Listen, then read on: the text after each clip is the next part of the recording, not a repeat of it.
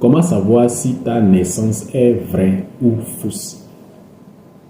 Lorsque le jour de retrait arrive et que tu vas pour retirer ta naissance,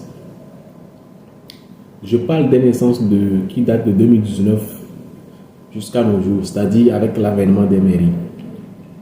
Quand tu vas pour faire ton retrait, il y a certaines informations clés qu'il faut vérifier. D'abord, il faut voir en haut qui est en train de signer ta naissance. Parce que celui qui signe en bas, il y a deux types de signatures. Il y a la signature de l'officier d'état civil et il y a la signature du déclarant, c'est-à-dire du parent qui est venu déclarer la naissance. Au niveau de la signature de l'officier d'état civil, il faut vérifier qui a signé. Le plus souvent, celui qui signe là-bas, c'est son nom qui est en haut. Est-ce que c'est un officier d'état civil? Quand je dis officier d'état civil, ça peut être le maire, ça peut être un adjoint au maire, ça peut être une secrétaire ou bien un secrétaire général. Il faut vérifier ça. Ça, c'est de 1. De 2, il faut vérifier, voir est-ce que le cachet et la griffe du tribunal est en haut de ta naissance.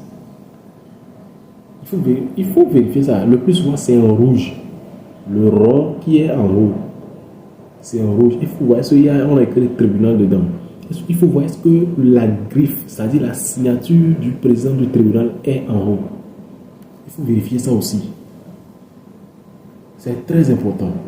Maintenant, quand tu reviens vers le bas, il faut voir est-ce que le cachet du centre d'état civil est en bas. Quand je dis cachet là, c'est le tampon. Est-ce qu'il y a ça en bas? Il faut vérifier ça aussi. Le cachet, ce que comporte le cachet, lorsque tu remontes en haut, on a écrit quelque part centre d'état civil 2. Dans le cachet là, il doit avoir le nom de ce centre là. Il faut vérifier, voir est-ce que c'est ça.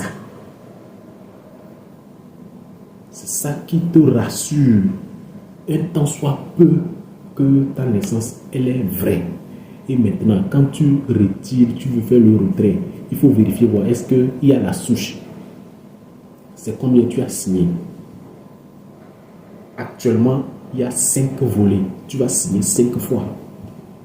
Il faut te rassurer bien, est-ce que j'ai signé les 5 feuillets, bien les 5 volets plutôt. C'est ça. Merci pour vos questions. Si j'ai oublié quelque chose, je reviendrai dans une prochaine vidéo. Au fur et à mesure, on s'améliore. Il y a des questions